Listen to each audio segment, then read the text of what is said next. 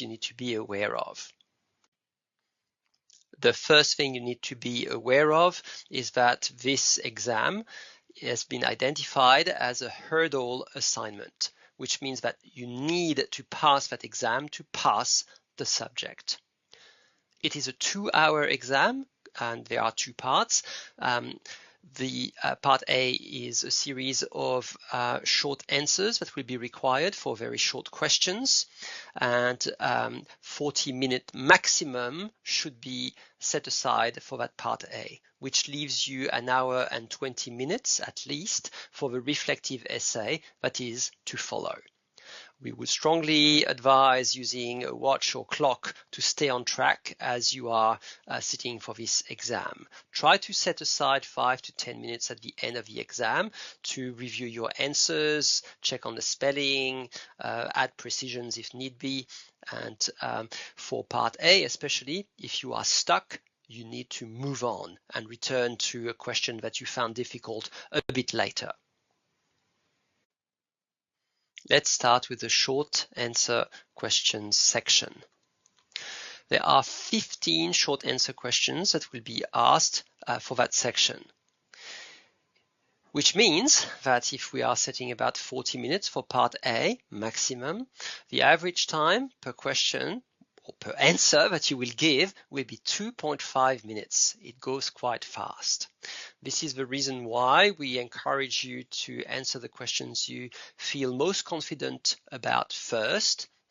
This will build momentum, it will give you a bit more confidence, and then try to tackle the most difficult questions after that.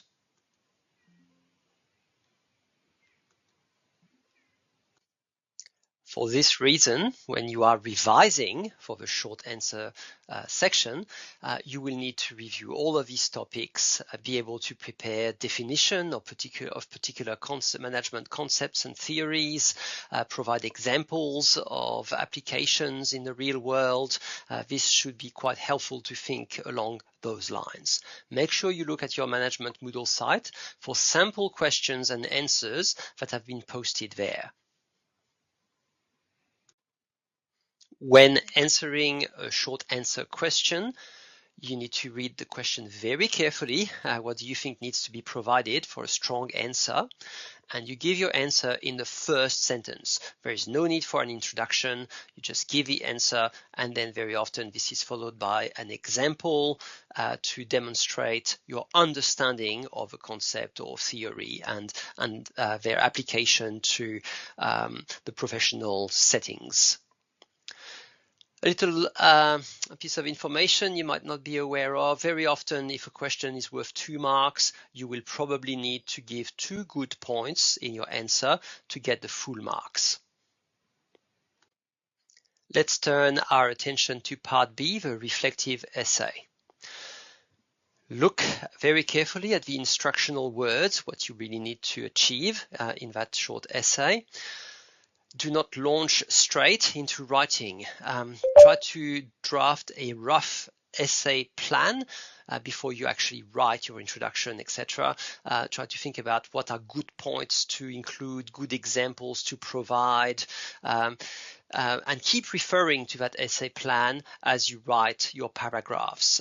It will give you a sense of control and reminders of what it is that you should include and not forget. Make sure your handwriting is legible and visually pleasing. If it's hard to understand, it will probably be frustrating to mark. Write in full sentences and paragraphs. We do not want dot points. It's not the exercise. It's an essay. If you are allowed to use some headings to make it clear which sections you are writing about, that is fine, but check if it's allowed.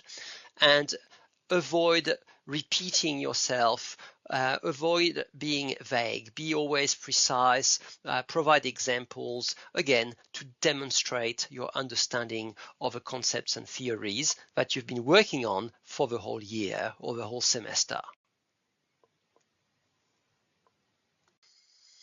As previously stated, it is recommended to spend at least 1 hour and 20 minutes on the reflective essay.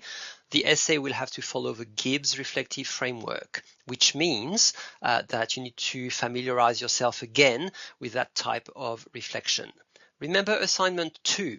It was also centered on the Gibbs reflective model. Have a look at your tutor or marker's feedback on that assignment to identify areas you could improve on. Maybe you didn't perform very well in a particular section, so what is it that you should have included there? What areas you needed to expand on. All of this will matter because under exam pressure and circumstances, you don't want to hesitate on what this reflective framework is. Look again at your Management 110 Moodle site for examples of what an answer to an essay question could be like. It is provided on the Moodle site.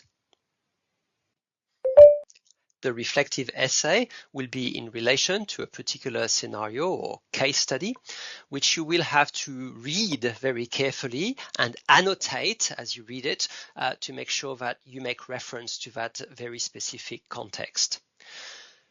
You will need to project yourself in the given situation because the answer you will provide as part of your reflective essay will be in the first person. I, me, my. But very importantly, it is an academic exercise, not just a personal reflection. It is a personal reflection, but which will be associated with management concepts and theories.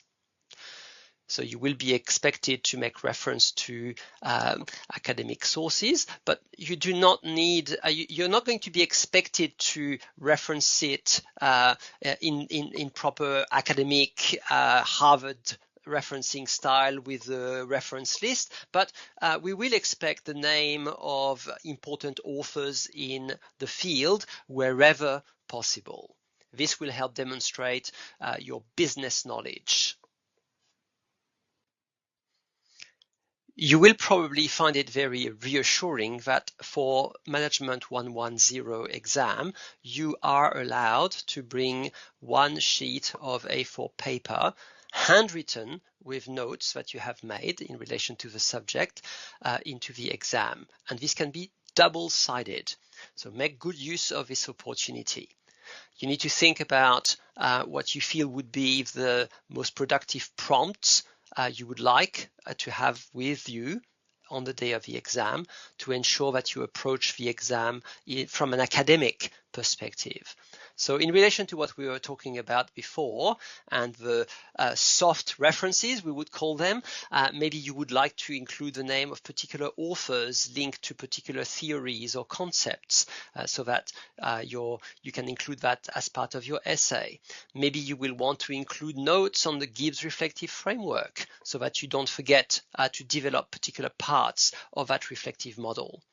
Maybe you would like to take notes on key management concepts and theories that you saw during your 12 weeks of classes. And also perhaps in relation to concepts and theories, possible successful application of these concepts in professional settings. These are just examples. You need to think about what would work for you. If you would like more information on effective study skills and revision techniques, feel free to contact a learning skills advisor by following the prompts and the QR code that appear on your screen. We wish you the best for the exam.